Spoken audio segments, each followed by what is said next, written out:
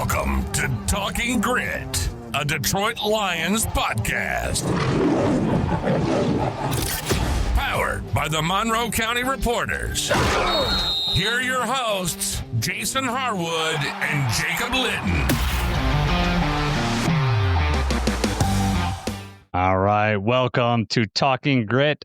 I am Jason Harwood. With me is Jacob Litton. We are going to be talking about the Detroit Lions 27-13 loss to the Green Bay Packers. The score may show 14 points, but to me, it felt much bigger than that. It's a very disappointing showing overall. Jacob, how are you feeling on the non-victory Monday? It's never, non-victory Mondays are never fun. And, we got a little spoiled last year by only having to do this a couple times. So, not the way you want to start the season. It's also the losing fashion. Felt like we didn't put up enough of a fight. Especially, you have it's week one. You kind of lost a little convincingly that you don't like. It's a divisional opponent, and it's also the Packers. I mean, how much worse could that really have gotten? I know. Wait so long in the, for the season to start, and it just never felt like it really got started for us, unfortunately. Wasn't my favorite game, that's for sure. Before we get to talking about this game, and yes, we're going to talk about the highs and lows, mostly lows, but we're going to talk about it all. If you stick around for us after the podcast, we will be going into some all 22 stuff. So we'll leave that up on the YouTube channel. Probably will not be in the audio stuff. So if you listen to this on Spotify, Apple, or wherever you get your podcast, after you've given us the 5-star review, go to YouTube, go all the way to the end, and we can go over some all 22 stuff. We're going to try that out this season, see how it looks, and look for your feedback. Before the game, though, we got some news, didn't we, Jacob? Why don't you tell everyone what we want to talk about here? Yeah, some good news on the surface, I think. So I don't know if everybody got the same timeline that I did, but late at night, get the news alert that Hutch is not going to sign a deal before the season starts. Saturday night, they said Hutch is not going to get a deal done before the season starts, which was not surprising to me. I'm like, well, it's Saturday night. Are they really going to do one at night before the season? Well, I figured they weren't, based on what Brad Holmes said and everything, they weren't very close on it. Less than an hour later, here we go. Ding, ding, ding. Jamison Williams contract extension with the Detroit Lions. Awesome news to be able to lock him up now, especially because of, the type of season we're anticipating him having. We think the price may be driven up a little bit. So signing him the way that we did now was awesome. I love it. Locking him down. Love what he brings to the team, into the city. Digging a little deeper, I don't know what this means for the Hutchinson contract, though. And that's where I'm thinking, awesome that we got J-Mo. Not sure where we land with Hutch and why the timeline happened like that. What were your first thoughts initially on Saturday night, though? Well, I was in bed. So the first news that I saw was your text message that says just J-Mo, I think was what it said. Right. And I was like, probably not what you want to wake up to on a Sunday morning. Well, I was also like, good thing, bad thing. I don't know what's going on. And then I looked at Twitter and it was just like all my Twitter notifications from Schefter and whoever else. I was like, okay, good thing. Yeah, the whole, looking back, I wasn't realizing the timeline, but yeah, looking back, it was like, we're going to break it down softly that Hutch isn't going to get done. But here's some unexpected news. I think if you'd asked any one of us at the beginning of the offseason, the odds of J-Mo getting an extension before Hutch, I would have said 0, mostly because I didn't know if J-Mo was going to get extended in the way that Brad Holmes talked, in the offseason. It was just seemed like that was not going to be a thing. So at least not this offseason. But I think part of it is J-Mo's camp had a really good camp. He has vastly matured, just listening to him talk, it's still J-Mo. He's still happy. He's still upbeat, but just very mature. And them talking about the leadership skills he's displaying and all that. So I think that's why the Lions felt comfortable locking him up. The numbers on it are interesting to me. 3 years, $83 million, $67 million guaranteed. So the average is around $26.6 million average per year, which puts him around the 13th overall for wide receivers in the NFL right now. That's obviously going to go down as more people get signed. I honestly did not expect him to get under the Amon-Ra deal just because how contracts work. And, a guy of his skill set is very valuable to our team, would be very valuable to other teams out there. So getting him locked up at this rate was was a big surprise by me. And maybe that's why they've wanted to get it done now, because if they wait and he has a really good year, his price is going to just skyrocket. Amon-Ra signed his deal. He got $77 million guaranteed, $10 million more than what JMO got, and Amon-Ra averages $30 million a year. Now, I get it. Amon-Ra, all pro, 2 years. If JMO has a season, we're hoping he has a Pro Bowl type season. His price is going to go up. Obviously, it'll be 2 year, if he signed next year, it would be 2 years past Amon-Ra's deal. But on the surface, I'm happy with this deal, and it means that we might be able to keep some of those core players around, because I didn't know if we signed JMO to like a massive, massive deal, then that was going to eliminate us being able to sign someone else. So I'm okay with it on that. We haven't seen the full contract, like where's, when all these numbers hit, are there void years, like all that stuff that hasn't come out as far as my knowledge. I've not seen it at all. So, we could have some different thoughts, based on that information, but on the surface, I like the deal right now. Yeah, absolutely. I mean, and when we talk about when his 5th year, we gave him that 5th year. Once that's up, which is at the end of next year, right? Then we'll be able to look and see how many receivers have signed since then and try to get a better idea of where we've, how good this deal looks. Because right now, would you say it was like 13th or something like that?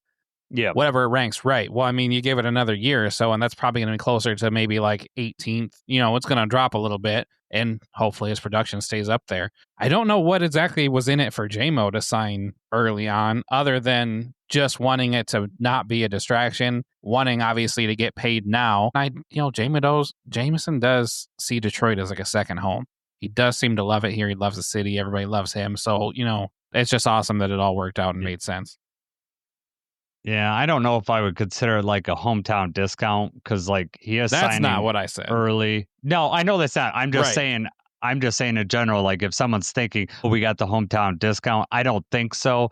I mean, there's advantages for him now. He's getting the $67 million guaranteed. Whether he does anything or not this year, that's guaranteed. He's getting that money. So, I get it that he wants to sign early, but I do feel as though being in Detroit, being around people he's comfortable with, he's talked very glowingly, especially recently, about Dan Campbell and everything that he's done for him and his belief in, JMO. I mean, obviously we all know about his difficulties that he's had, the gambling and all that stuff. For that, the Lions believed in him through all that time, did not waver in that belief. And the hard work that he is showing throughout camp and all that stuff made it comfortable for them to sign him. So happy about that.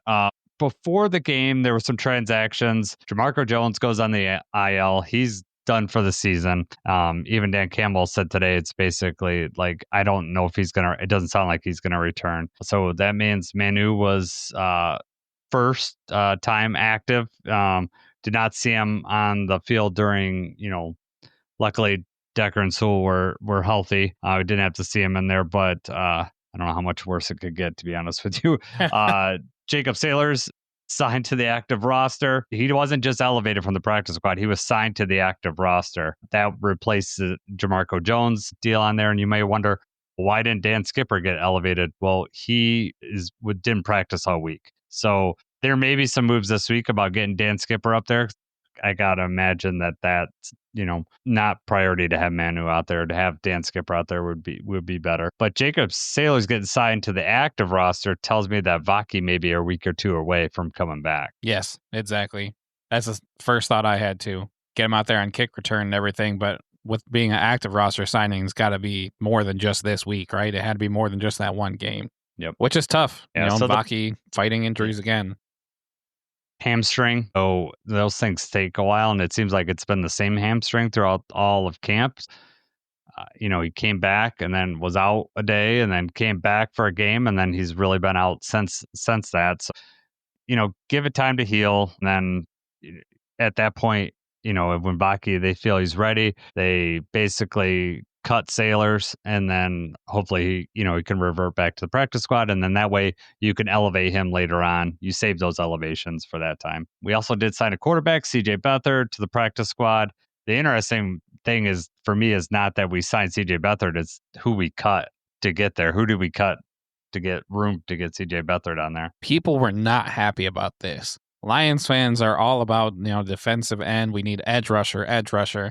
Everybody's looking in free agency. People are mad that Za'Darius went to Philadelphia. And then, you know what? We sign a third quarterback to the practice squad, and then we cut Isaac Ukwu, the other edge defender we had waiting on the practice squad. Who, was kind of up and down, but I thought he did okay. I would have been kind of comfortable if we had to elevate just to play, obviously he's not a game changer or anything like that, but he's been around.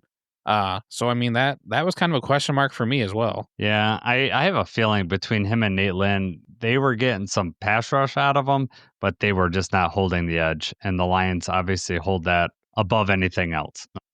You could argue whether that's right or wrong, but that's their philosophy is you better hold the edge and we're going to stop the run game and, we'll sacrifice some pass rush for that. So, yeah, surprised to see. Did that work in this week, Jason? No, it did not. Yeah, not even with the blitz or anything like that. That's the problem is that we could not get home on the blitz. But first half, second half, we'll get to it in our breakdown. We'll get into it in a minute, guys. But yeah. Yeah. So no, but it was not. I would like a little more pass rush, especially in the first half. So let's hit on some interesting things from the game before we break down to special teams, offense, and defense. I wanted to ask you at the end of the half. Packers get the ball. It's 32 on the screen. NFL Pro say 3rd and 1. Either way, 32-31. There's 1:06 left. Green Bay's on Green Bay's 22. Romo was basically saying that we should have called the timeout. In that moment, were you wanting a timeout, or were you just like, let's let the clock run out here? What was your thoughts? Based on how the game was going, and that was right after the interception, correct? That was right after the turnover? Yes. It was right after the turnover. We had drove down. That was our best chance of getting back on the board. I was content with just letting the thing roll out. Did you want a timeout and you wanted to? No. Nope. I was like, let the clock run out because I thought the danger of them scoring more going into it was, I knew we got the ball back at halftime. Like if we go down and score and that, get a touchdown right off the half, we're only down by 1 score. I feel good about it. We can get back into this game. The last thing I wanted to do is them getting another field goal at the end, especially with us calling timeout. I was content with letting that run out. So I did not agree with Romo on that. And that's the way, obviously, Dan Campbell agreed to. So I'm okay with that. I was just wondering your thoughts on that. One of the other big things was the penalty on Hutch for hitting Love after the interception that was going to be called back anyways. I posted that on Twitter. Did you see that when I posted that? Yeah. Oh, I did. Yeah. I did. Yeah. Unbelievable. Like, aggravating, man.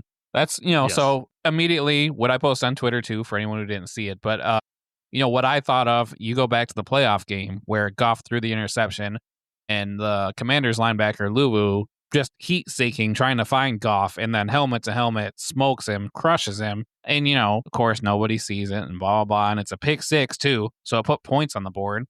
And then you've got the announcers and everybody on TV. They bring in Steratore or whoever. It's like, quarterback was defenseless. It should have been a penalty. Nobody saw it. And then here we go, week 1 already. And they're like, well, Hutch kind of breathed on Love the wrong way, and he was looking out for him, and Love was defenseless. That was one of the softest penalties. I couldn't believe it. Yeah, and then and Romo's like, well, they always have an eye on that. The referee's just watching that, right. Watching the quarterback, and I'm like, no, they're not. Hutch went over there, and he did block him.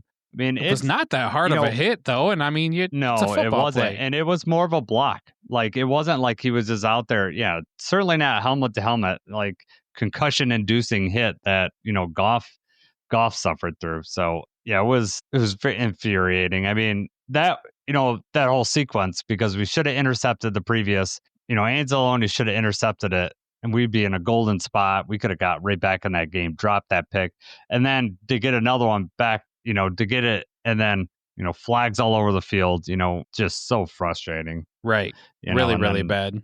Potentially taking points off the board for us if it was a pick six. While we're talking about crappy penalties, though, and I know I texted you about this one, but I'm not a fan of them seeking out the taunting penalties. So there was one the opening night game, and then there was one in this game. I want to say it was on McKinney. Whoever it was had made a tackle and stopped Khalif. And, when they make a big stop, they kind of flex. Who knows what they're saying? They flex, they kind of stand over him. Oh, he's not exactly right on top of him, but it's just like they've decided that's going to be a penalty this year. And that's soft, in my opinion. That's just a mini celebration they're having. Big hit, big stop, let them flex on them. Obviously, it was the Packers, so, to a certain extent, screw them. But, if I'm being real here, I hate that taunting call. I could just see that just coming at a very unopportune time with like Amon-Ra, because Amon-Ra is mouthy out there. J-Mo, is mouthy out there, or Terrion. It's football, though. You gotta be like, that's part of the game. I'm okay with it, though. I'm just saying, I just see that happening at a very terrible time. I get it. Like what I've seen, because I think there was one in the Chargers game or something. It wasn't the game I saw on Sunday. I think it was either a Thursday or Friday. I saw a ticky-tack taunting penalty. And it's basically, if you're going to walk up to whoever and stand over them and look down and say stuff, they're going to throw a taunting penalty. That's what they're looking for. I think it's like, and I kind of get it overall, because it's like when those players stand over someone and then someone's get up and then there's contact and then they all start pushing and shoving. I get it. Like it just instigates a problem, but it's also a man's game, football, and I'm okay with some contact and some trash talk and whatever. But, in that case, it benefited the Lions. But if it happened, it was, Kirby Joseph or Brian Branch doing that. Yeah, I would be livid that they called that a penalty. There's an unsportsmanlike conduct line. And I think standing like near them, flexing them, is not going over that line. If you're right on top of them, like literally like touching them, standing over them, maybe, but even that's not very. I think the line gets drawn when you rip off their helmet and then throw it to the sideline. And that's something that Branch learned. He just does not like Green Bay, huh? He really doesn't. Not a cool level head when he comes to the Packers. I was like, please don't get thrown out here. Do not get thrown out this early in the game. Right. I thought the same thing. God. Yeah. All right, man. Let's move on to the actual game. We'll quickly move on to special teams. Bates looked good. 2 short field goal opportunities. His kickoffs looked fine to me. Jack Fox looked all right. His average is 47 and a third. The problem was in that second drive, that punt. We get a 5 yards offsides penalty on Craig Reynolds and end up being a 32-yard penalty and a major switch in field position. So that hurt a lot. Yes. Not ideal. Like the rest of the game.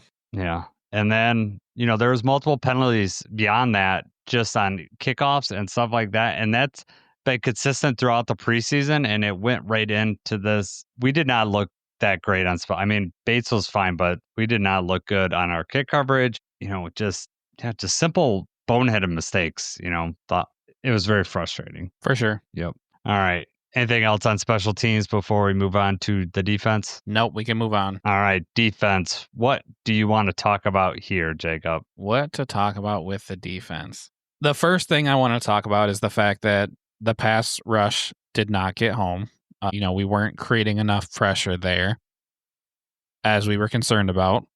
I also think it was a little bit of a schematic issue. Just like it seems like with Shep's play calls and when we called blitzes, it was so blatantly obvious that they knew it was coming, or it was just every time we called a blitz, it was into the perfect kind of play set that they have. And I don't know if that really was Love doing a good job of being able to scope that out. I know on the one play, he saw it coming from a mile away, but it happened several times. And it seemed like most of those times when these blitzes were happening, they had Branch coming, they had Anzalone coming, they had pressure coming. But when they were blitzing from like the outside, they were having Hutch drop back into coverage, I think, a few times. Davenport, on a huge third down, Davenport drops back into coverage, and they drop it in over his head. I'm not a fan of that. Now, I know that we have to utilize that sometimes to get somebody in coverage and send pressure a different way. I understand that, but it wasn't working this time. And I don't know exactly how that goes leading forward, if it really was just the Packers picking it up well and, they're just not getting home as quick as they needed to, or if it was just Love seeing it coming a mile away. I'm not sure exactly what went wrong, but I'm not a fan of that dropping the defensive ends into coverage several times a game.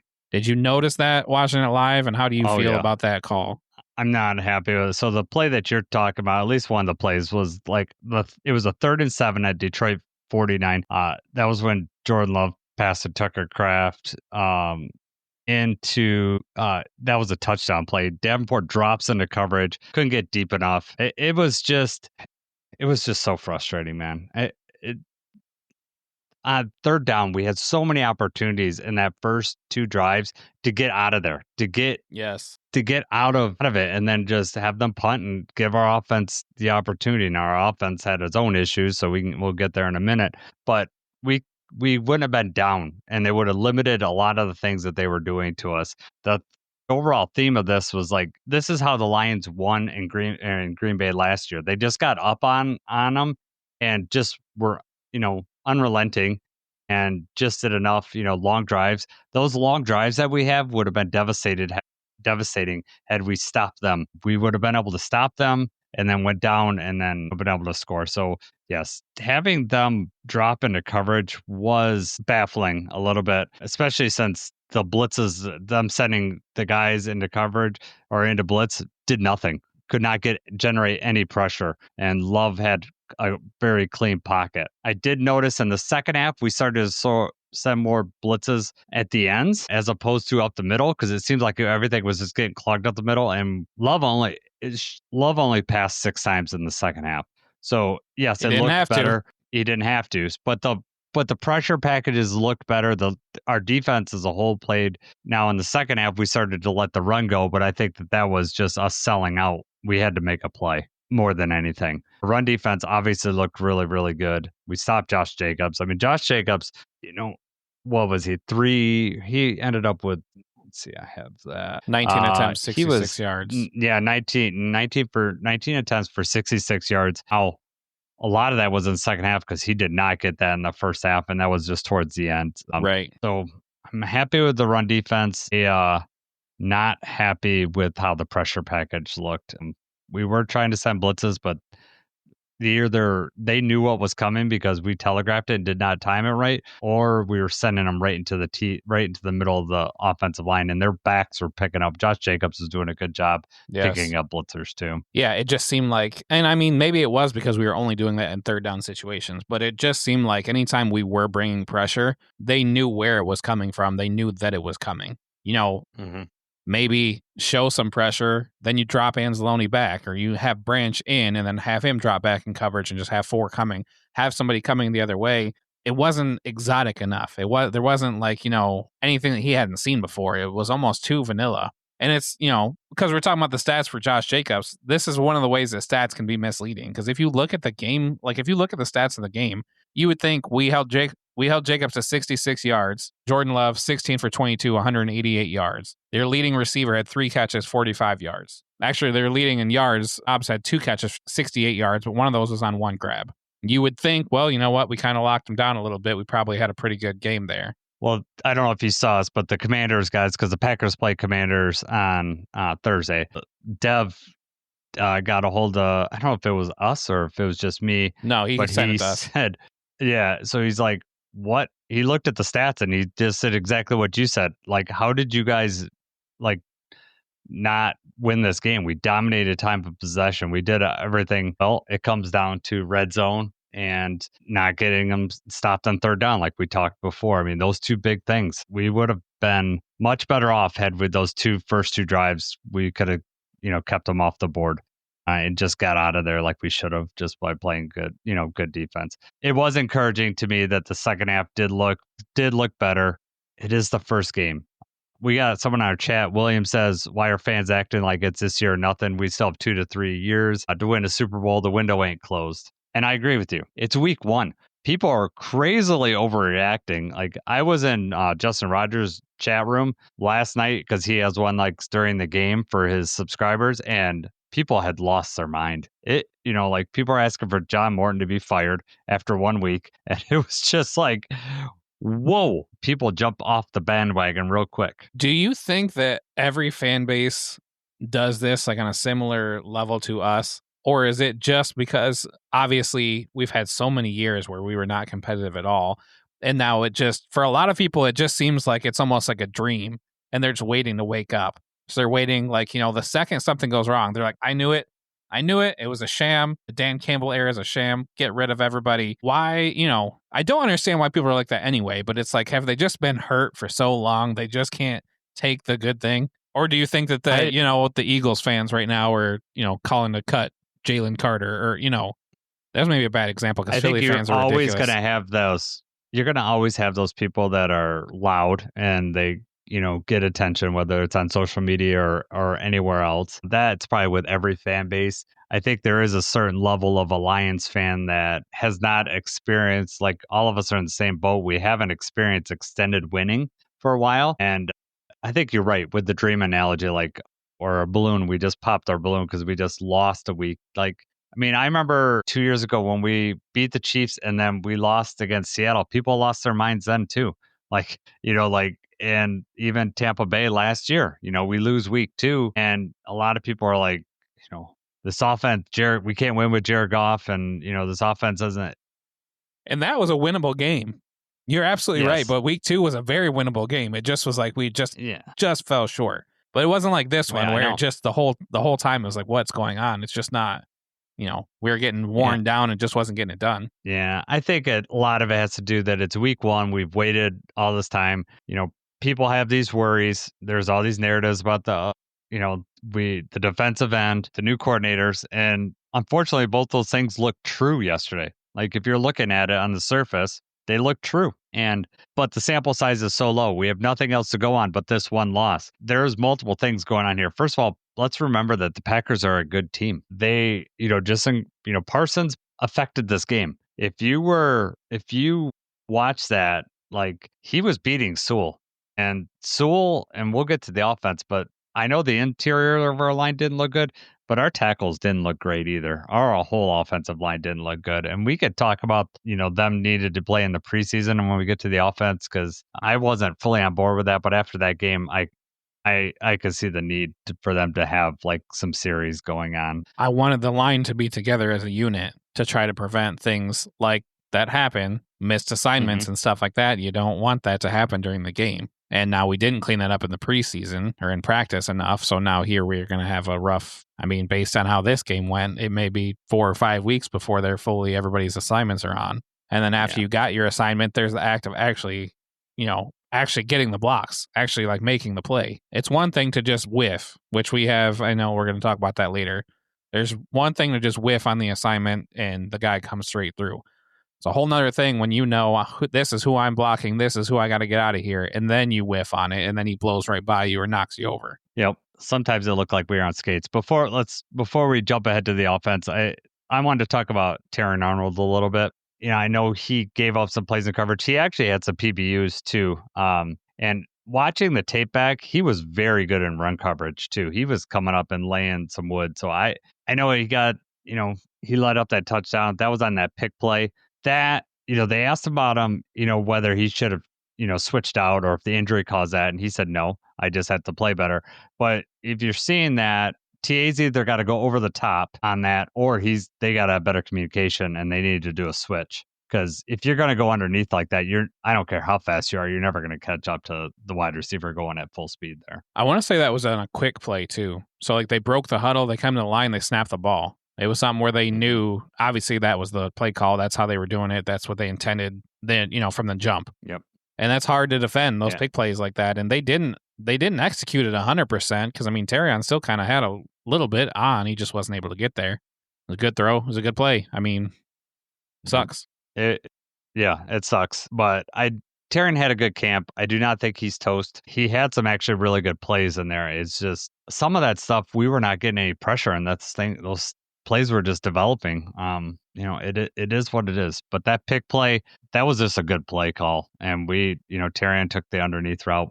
Probably shouldn't have went above, or they probably should have switched off. So that is what it is. Hopefully that gets cleaned up. Something he was doing in practice that I noticed a lot was that he was finally, being able to recognize when he needed to turn his head and when he was going to make a play on the ball. Mm-hmm. And I don't think I saw enough of that.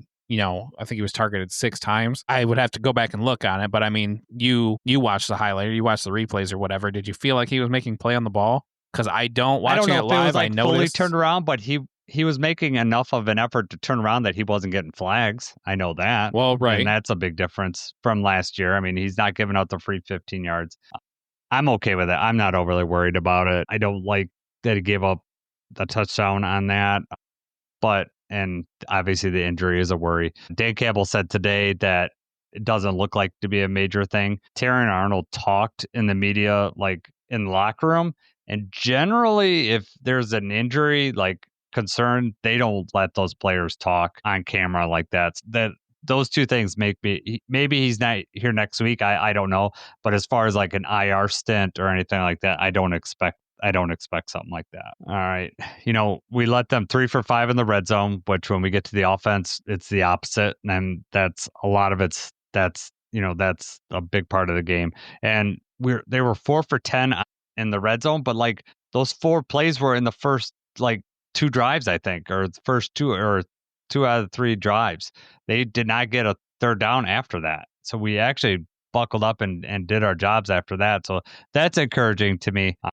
But we got to start with, when we play the Bears next week, we got to start right away. We can't let Caleb just go down and score. Yes, absolutely. We can't afford to have another game like this one. No.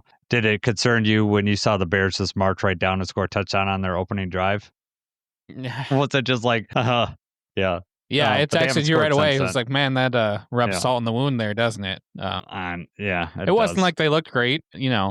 Caleb Williams had to scramble a lot. He ran in for that first touchdown, and they have not scored since as of right now. 10-6 at the half. No touchdown. Yeah, they've scored just a field goal. Right. Yeah. No touchdowns except for that one. Right. But for us to not score a touchdown until the very last drive, and then the Bears to score one, that's what I did not want for all the people that the sky is falling and everybody calling for Dan Campbell's head or whatever people are trying to say.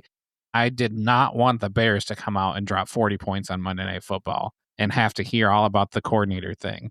Because I know neither of us are fans of blaming the coordinators and saying that, because the coordinators are new that, it's going to be such a struggle and we're not going to make the playoffs and something we don't believe. But that adds some serious fuel to the fire for us to look like we did. And then for the Bears and Ben Johnson to score a bunch of points.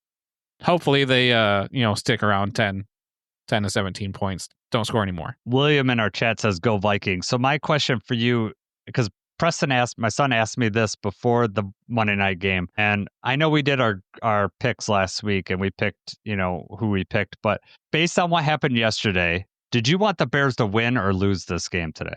Going into them, we're playing them next week. Did you, because of the loss yesterday or how everything lined up, what was your gut feeling like? I want the Bears to win or I want the Bears to lose? I want the Bears to lose. That's still what I said before. I don't want the Bears to win. As much as I like the other angle, I just don't. I want them to be the ones that have to answer the questions about why the offense doesn't look good and is Ben Johnson really a guru and this stuff, which, is just like a personal, I guess, thing that I have.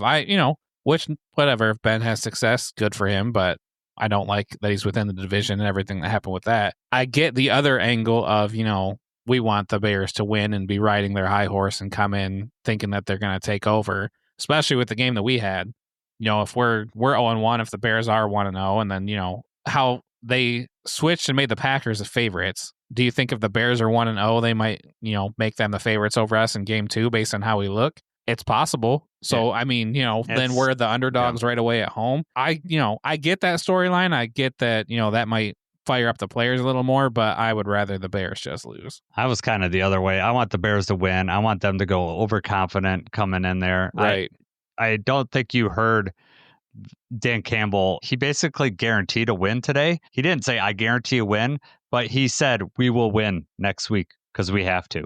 Yeah, right. So to me, that tells me how urgent he looks at this. You don't want to go 0-2 in the division. I don't want to talk too much on what we're going to talk on Wednesday, but for Dan Campbell to say we will win, like he said will, like it wasn't like we need to win or, we're going to do whatever. He said we will win.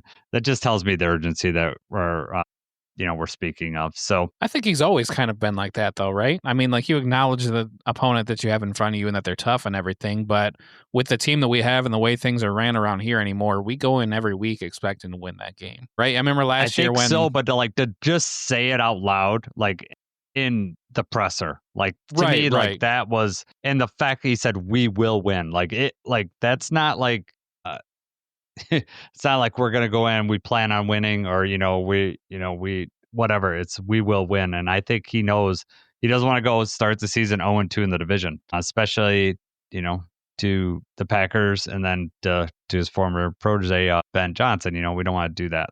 Yeah. But you remember last year, I kind of wanted the Bears to win.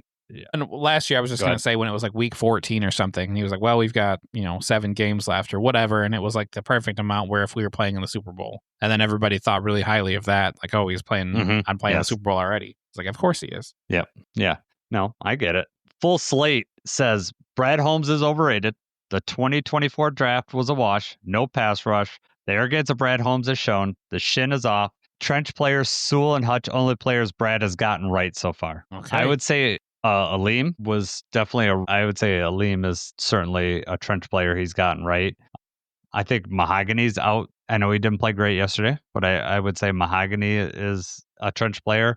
We don't know about Ratledge, like one game into his career. So he's had 16 Pro Bowl or All-Pro seasons that he's drafted. No one else in the division since the 21 draft has anybody in the Pro Bowl or All-Pro. So, I mean, you could say he's overrated, but is he What do you good? think about is the he comment the best about GM we've ever had? Right, absolutely is. But that's interesting. The comment about the 2024 draft.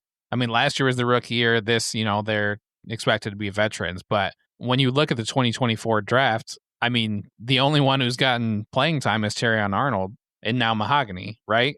Rakestraw's hurt. Manu, we still don't know. Vaki, Wingo. So it's interesting that right now, this is year 2, 1 game in, and we're going to say it's already a wash. You got to give it a little more time. Yeah, because one of those guys isn't an All-Pro or Pro Bowl player already. You've had one season and one game. Like, no. I know that the Eagles came up with Cooper and Quinion Mitchell, and that has looked good. So, yeah, but who knows if those guys would have came in and played defense the way the Lions play defense, whether those guys would have looked good playing man as much as Terrion Arnold did last year. I don't know. It's an argument to have. I don't know where you're saying Brad Holmes is overrated. Like, I think that's depends on the eye of the beholder on that. He's the best GM we've ever had here. I'm fully happy with his job. Is he perfect? No. Does he make mistakes? Yeah, he does. He makes mistakes. But I could tell you his 3rd-round player he got last year that people were up in arms about has looked the part so far, and he certainly had a memorable first catch yesterday. Read that question from Zach. Zach's in the chat right now, and he's got a really good question here. Yeah. First off, William. All right. So William says the Bears were supposed to be great last year. I'm just not buying the hype. That's true, but if you remember, the Bears had a lot of one-possession games last year. And they had a lot of games that they were in and just fell short. And, maybe with a better coach and better, decisions, they would have won some of those games and been a playoff team. And they have added a lot of pieces. So, it would be wrong to say that they're not a threat at all right now. But yeah, sorry. Good comment from William. But nope, Zach, I want to visit what Zach says. All right. Zach says, seeing the Jets in our game yesterday, should we have offered Tana Engstrand the OC job? Very, very interesting. Very good question. We didn't? Yes, that's what I was going to say. We didn't. We don't know. My feeling is Morton was the man early on, but we don't know this. He might have wanted a new start. He may have wanted to not have Jared Goff. We don't know, right? Oh, okay. That's an interesting angle. I did not think of that. Everything good we have going for us, top offense, and you think Tanner said, I don't like Jared Goff. Aaron Rodgers is where I'm not saying that. I'm not saying that at all, but I'm just saying maybe he wants a different quarterback. Maybe. Right.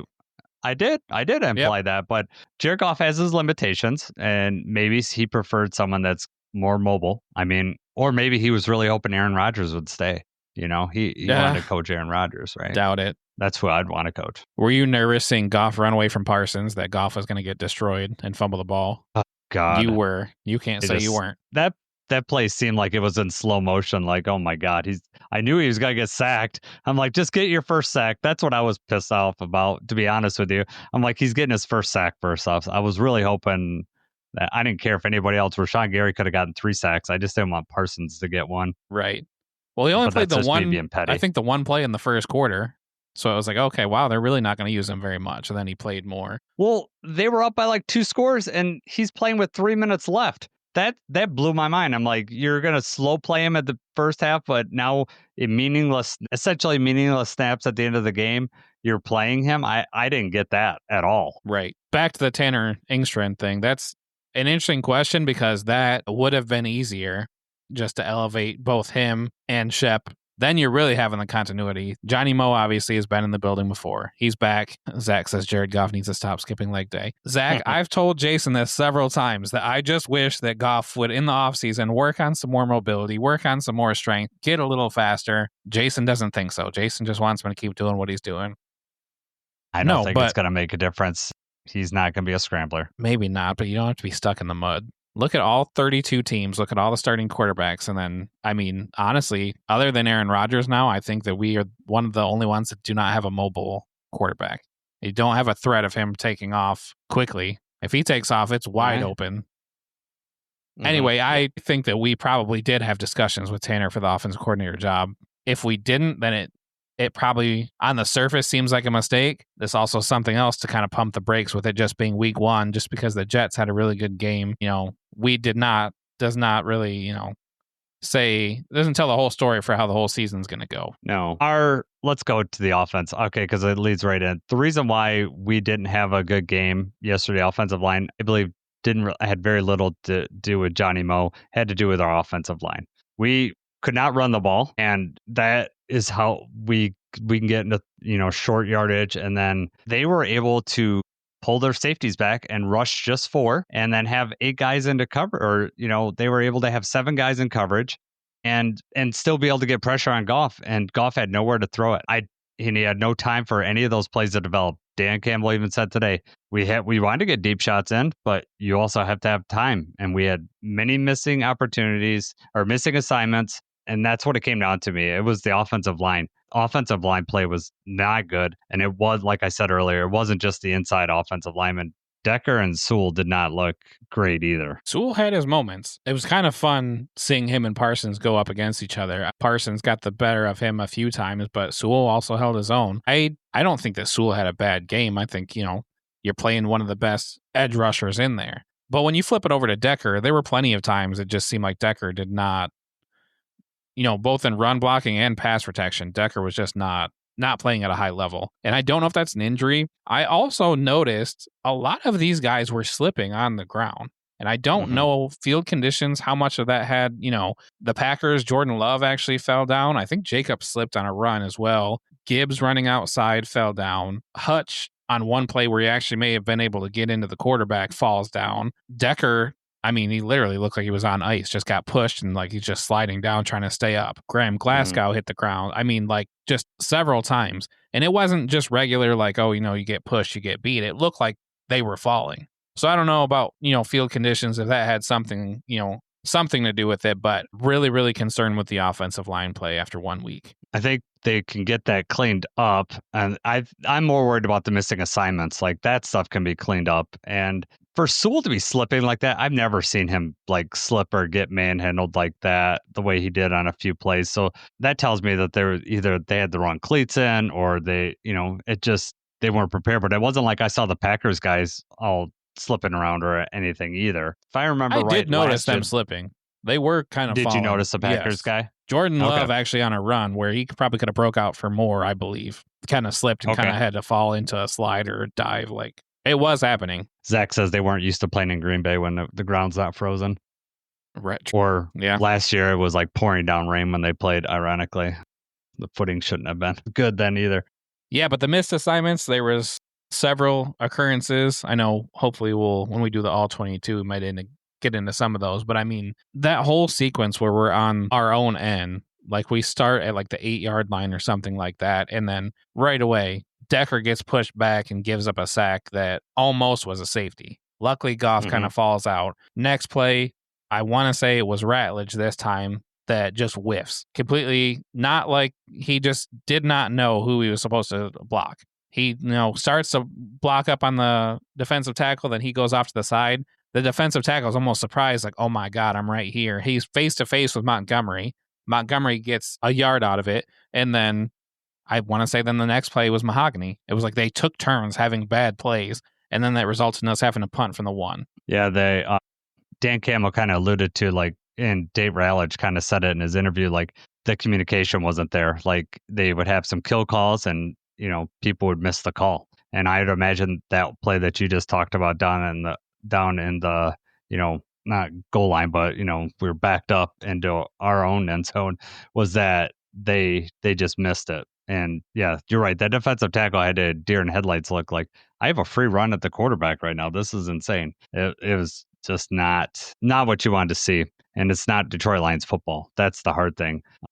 A lot of talk about we were really missing Frank, and yeah, a lot of that would have been cleared up had Frank been in there. 100%. Absolutely. Doesn't mean that we can't get better, that it won't get better. And that's what I didn't get yesterday. Like, everyone acts like this is our team for the whole year. Like, no. Like, we have a lot of the season left to get better. So it is what it is. Am I without worry? No, I do have my concerns. I want it to get better. We need to vastly get better next week if we want to have any offensive, efficiency at all. Yeah, we're not going to, I mean, we've got the best running back tandem in football. We're not going to win very many games without being able to get them the ball and be effective on the ground. David Montgomery, 11 attempts for 25 yards. Gibbs, 9 attempts for 19 yards. Gibbs did start. So Gibbs had the first series. I know we talked about that, which way we want to go. So Gibbs did get the start. He got work, pretty early. He also started off the second drive too. I don't know if you noticed that, but he, back-to-back drives. And then, so I think Gibbs was on the second drive, I think he was in for 2 or 3 plays by himself. Then they brought out Montgomery. They both were out there for a play. And then Gibbs goes to the sideline and Montgomery takes over. Mm-hmm. Did you like that? Did you care about that at all? Did you notice that? It's fine. I did notice that Gibbs was out there for the first 2 series. Montgomery looked like the more effective runner in this situation. So I want to go back to those stats. You said Gibbs was 9 for 19. Do you realize he had a long of 14? So that means he was, on his other rushes, was 8 for 5 yards. Right. Unheard of. That unbelievable. And then you go with his catches. He had 10 catches for 31 yards, which was an NFL record for that many catches for the least amount of yards. I mean, he was getting, a lot of those were just screen passes, and some of those he was losing yards on those. I think only 2 or 3 of those catches were designed to do that, though. Most of those catches were on checkdowns. And I mean, if you look at the replays, it feels like the play calling. It also feels like maybe the receivers just are confused or just not getting open. But I mean, Goff drops back to pass. He looks, nobody's open. You have to check down. He drops back to pass. Nobody's open. You have to check down. He drops back to pass. Now you've got pressure in your face, and now you got to check down. So it was like, even when we had guys open, when we had him open, he didn't have time to look for him. And then the rest of the time, just nobody was getting open. And some of these play calls, even on defense, felt like too basic sometimes. Now on offense, it felt like too basic sometimes. You just weren't doing enough. And we were somehow still moving the ball and just not putting points on the board. And that's the thing. We had those long drives, and that's why we had those time possessions. We were getting long drives, but we were just not scoring. The one Goff threw a pick, the other one we got a field goal on, and we were not getting touchdowns in the red zone. Those long drives are great, but you have to get 7 at the end of that, or 6 in the extra point, whatever. You have to get a touchdown at the end of that, and especially when the other team scored and you're down 10-0 at the end of the first quarter. I mean, you need. It's okay to wear them down, and that would have really worked well in the fourth quarter, because we would have wore them down had we been able to score a touchdown. It would have worked in our favor, but it didn't. Goff, I know he threw the pick. That safety knew we were going to Amon-Ra in that situation, and so he jumped that route. And how many times did he run the same route before that, though? I mean, he was doing that all day, and it just wasn't, half the time it wasn't open. I don't understand why we kept going to that same thing. And then on that particular play, the safety knows it's coming, and it doesn't help that Parsons gets right in Goff's face right away. So, I mean, that's his first read. He's got pressure on him. That's where he's going. It was a good play by the safety. Just terrible timing when we're already down and we're in the red zone. We need these points right before halftime. Yeah, really unfortunate. Yeah, it would have been nice to get some points on the board, even if it was just a field goal. That would have been nice going into that. Small consolation. Goff, 31 for 39, 225, touchdown, interception. The touchdown, let's talk about it now. TeSlaa was before we talk about the touchdown. Catch. How did you feel? Because the touchdown came in garbage time, but how did you feel when you saw, or when you noticed, I don't know if you noticed during the game, I'm sure you did, that Khalif was out there a lot. So Khalif Raymond actually played, I think it was 44 snaps on offense. Let me see. Yeah. I had it right here. Khalif, 44 snaps on offense. He had 3 special team snaps. I want to say that those were just the 3 punts. And then you go down to TeSlaa, who had 9 special team snaps, on punt coverage and kick coverage, and he only had 3 offensive snaps, but he made the most out of one of them. Mm-hmm. Dan Campbell someone asked that in the press conference today. Dan Campbell said that our plan originally was to get him more, but he was sick and he missed a lot of the practice. So he said, we have something here. We need to use it more. I guarantee after that catch, that was eye opening that he was able to come down with that. And eye opening for the league. It was, I mean, we knew like preseason was one thing, but for him to do that in a regular season game and just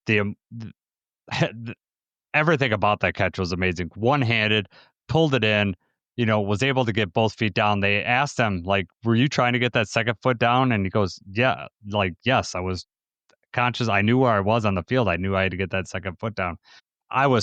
When he made that catch, like, before I'm like, he caught that. And Romo even said that he caught it and then they ruled it incomplete. And I was so happy on replay that he caught that. I was happy for him. And I was happy for myself because I stuck it out through that whole game because Preston wanted to turn the game off. He was like, I'm done. I was like, no, I'm going to have to talk about it tomorrow. I got to watch the whole thing. I know this is painful.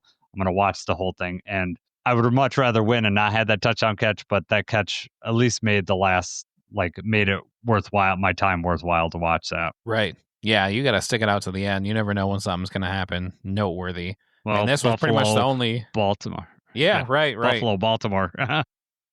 Yeah, no, awesome play. I was, the announcers, Romo, like when it happened, sounded like they said, he got it was a catch. No, it wasn't a catch. The replay happened and they were talking as if, yeah, no, he's out of bounds. It didn't count.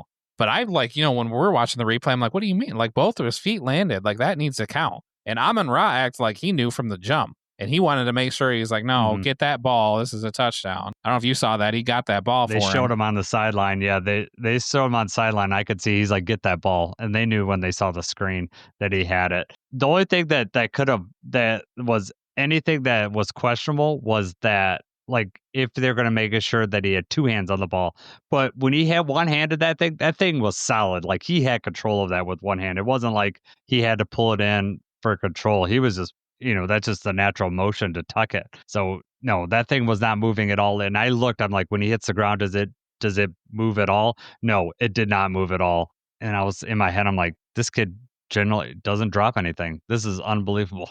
Zach with another question in the chat. I don't know if you saw that. Now that go ahead, read that. Knowing now that Frank Ragnow retired, I would have re-signed Zeitler just to keep more continuity with the offensive line. That's true, but I don't know that we knew for sure, without a doubt, that Frank wasn't going to be here. I think that Frank didn't know without a doubt that he wasn't going to be here. And Zeitler got paid a lot of money, right? I mean, he got paid more than he made here. He did. I think like $9 million, I think, is what he got paid. He also does not play center. It's not like he would have been able to move over. But as far as continuity goes, you would have had less. You would be relying less on, Mahogany and Ratledge, who are rookies, and you would expect there to be less missed assignments. Mm-hmm. Yep, 100%. But it's also a 17-game season, so we'll see how it goes. The Lions believe in Ratledge enough, and I'm okay with it. But we'll see. Let's say Frank announces retirement at the end of the year. Would you have re-signed Zeitler for $9 million, or would you still have let him walk? I don't think those are just your only 2 choices. I mean, we could have went somewhere else too. Well, let's say those are our 2 choices for the sake of the conversation. Okay, I don't know if I'd sign him for $9 million, to be honest with you. And for all we know, that they had a pretty good idea he's going to retire, and they knew that already. They were just letting Frank. They were going to make. I think the Lions would have planned for Frank being gone already, and I think they kind of did when they drafted Ratledge. Right. What about you? Would you have signed Zeitler in that situation? I'm all about the continuity and thinking the offensive line, as a unit. I would have liked to have Zeitler here if I knew that we were already going to be losing Frank. Okay.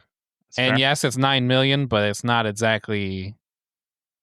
That's not off the charts. That's not unheard of. It's not like just because it was $9 million. Right. It's not like just because it was $9 million, though, that put it to where it was just out of the question. Like, no, it's just way too much money. The Lions, I think Brad Holmes has a budget, and he, right or wrong, he doesn't want to go above it. Right. I think that's the and that's why another case. Right. That's why we get a lot of these questions. The lack of moves or lack of signing other people. Who else had an awesome catch on Sunday? But Amon-Ra had that nice catch on the sideline. That was a beautiful, beautiful play. Get both feet in. I love that catch. You can usually count on Amon-Ra to have some things like that. That was really good. Really nice to be able, toe drag. Yeah. And we needed it. Yes. That was before it got too out of hand, but that was a necessary play. Yeah. Lynn asks, what's the deal with Miles Frazier? He's on the PUP, so he can't play or practice for the first 4 weeks, and at least at the minimum. And when he's ready, we'll have a 3-week evaluation period. And at that point, we will have to, decide what we're going to do with him. My guess is that he's going to be placed on the active roster. Who knows, whether he's going to be active on game day, but I don't think they're going to risk losing him. They kept him on the PUP for a reason. But that's the deal with Miles Frazier. And what I'm hoping is the same trajectory that we have with Mahogany last year. I know that Mahogany didn't look great yesterday, but he has looked great in camp, and had looked good last year. So I'm not judging everything off yesterday, but hopefully Miles Frazier picks up like Mahogany did, and by the end of the season, he's wanting to get some reps or able to get some reps. The thing that really killed us was the red zone. 1 for 4 in the red zone. We got to score touchdowns down there, but we couldn't run the ball, and that is key for our red zone. We need to be able to run the ball. And Packers are a very good red zone defense. They were last year, and they were able to shut us down when we got down there. Yeah, their linebackers really stepped up. When you take away that threat of us, because how we like to 3rd and 6, 3rd and 7, we may still run that ball. We like to run. Mm-hmm. We like to keep them on their toes, and that was not happening. They played up to par. Very hard to win a game when you get down to the red zone and you don't put points on the board. Yep. Yeah, especially when like the other team does. And right. Helps the stats, doesn't help the score. Yeah. Anything else on offense that, I'm not willing to say anything about Johnny Moe's offense after 1 week. If it keeps going that way, Dan Campbell's not going to, he knows what he has, and he's seen it with Anthony Lynn, and he took over the play call. Maybe Dan Campbell gets more involved if, something were to go down that route. We'll see.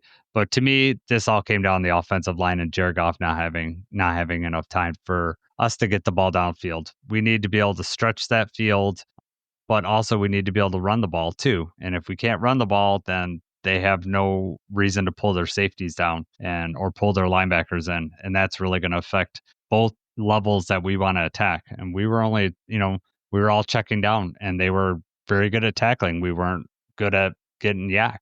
So it was just a bad combination all the way around. Yeah. Obviously it's 1 week. It's too soon to tell. I'm not ready to, call it a mistake to have Johnny Moe or Shep, but I didn't like what I saw for sure. And I know I don't think that it was a mixture, but maybe it was 50-50. I don't think it was just the offensive line not giving Goff enough time. I did not care for most of the play calling. It didn't seem like we were doing enough. And then even, when the pocket's collapsing or when those things are going on, it just seemed like we didn't do enough to combat that. And I know the game plan is the game plan, and we don't deviate from it too much. We kind of trust that it's going to work and that we're going to be able to make these plays, and the plays were not being made. With that being said, some of Goff's throws that, some of the best throws that he made were under pressure. The clean pocket that he had, he still had to, I mentioned earlier, but there were several clean pockets that he had that he still had to check down because just, nobody's open. Yep. I get you. So time will tell. I'm ready to move past this one. Right. I'm ready to move past it. Let's get into week 2. I know the Bears got to pick 6, so Caleb hasn't moved them into touchdowns since the beginning. And from what I've seen, just while I'm glancing up at the screen, I got a TV like right over here, and he hasn't looked great. So I'll rewatch the game tomorrow just to fully see what's going on. Get ready for this week on our recap or our preview will be Wednesday night and into Thursday morning. So we'll see how it goes, but I'm ready to move past this one. Let's before we head out of here, we'll stop the audio podcast, but we're going to stay on Do All 22. So if you're in the chat and want to stick around, we'd love to have you on here. You can ask questions or we can review a play with you. But first, let's do the great guarantees, Jacob. I'm going to let you do this. Neither one of us hit. So what was our guesses? And it's not as fun to revisit these things when there's when nobody was right. But at least if I wasn't right, you weren't right either. So great guarantees first. I said Amon-Ra was going to score a touchdown. I specifically mentioned how he had the slow start last year, and I didn't think it was going to happen this year. He did not score a touchdown. I don't know that it was completely his fault. That just is the way the cookie crumbles sometimes. Jason says that Jahmyr Gibbs is going to go over 100 yards and a touchdown. Neither of those things happen. Did not expect Gibbs to get shut down in the run game like that. So no grit guarantees this week. The roar alert, I had Jameson Williams. I said we were going to be talking about J-Mo. He was quiet. 4 catches, 23 yards, 1 rush for 3 yards. That's the way the offense was going. Wasn't able to make any plays. I can't say that I watched the all 22 for every single play. I don't know if he had routes where he was open deep and Goff didn't have time to find them. Watching live, it did not feel like he was even taking deep shots or, running deep routes. So we'll see when we look into that more. Jason says Aiden Hutchinson, very quiet day for Hutch. 1 quarterback hit, 2 pressures, 0 tackles. I don't think that's just him slow getting back off the injury or something like that, for whatever reason. They had some double teams. They were chipping him a little bit, just wasn't happening. So maybe it was offensive play calling for the Packers. Maybe it is just, him being slow to it. He definitely impressed in practice beforehand. So I don't, I mean, the relentless pressure and motor is still there. Yes. They were chipping. They were doing everything, and no one else was stepping up. No one else was winning their one-on-ones. And so they had no reason to deviate from that play. And they had him dropping into coverage. So, don't. Yes. Please stop doing that. Yeah. But just to revisit acceptable answers, I feel like we should, with the roar alert, we'll talk about what the acceptable answers are. For me, there's only one clear acceptable answer, and that's TeSlaa. I mean, possible catch of the year for your first NFL touchdown, your first catch. Only 3 snaps, then you come away with the only touchdown of the game. I mean, obviously it was too little too late, and it might have been garbage time, but it was an amazing play. And it at least gave us something to be kind of happy or kind of positive about on a day where there was not much else. The only other possible acceptable answer I would have said would have been Panay, and that's just because the back and forth that he had with Micah and being able to stop him as many times as he did. Yeah, the TeSlaa catch is just replaying in my head over and over again. It was just unreal. So maybe I'll watch our YouTube channel because we got it up there, and I'll get us some more views. Just watch it on replay on that later on today. Yeah, if you're gonna watch it on our channel. No, and yep, I'm ready to move on. So we'll be back Wednesday night. That's not a live show. We'll record. We're going to have Harrison Graham on that we had for the Bears last year. Be interesting to get his takes on Ben Johnson, what he saw in camp, what his expectations are. Kind of curious. This game's it's 17-6 with 6:39 in the third quarter yet. So this game is far from over. So I don't know what the result of this game is. So it might predicate his mood depending on how this game ends up here. But check us out there. And then if you're in the chat, you want to stick around, and we're going to do some all 22 here. And you can ask us to review a certain player, or ask questions, and we'll go from there. But as of right now, we're going to end the audio podcast. For Jacob, I'm Jason. Oh, Lion.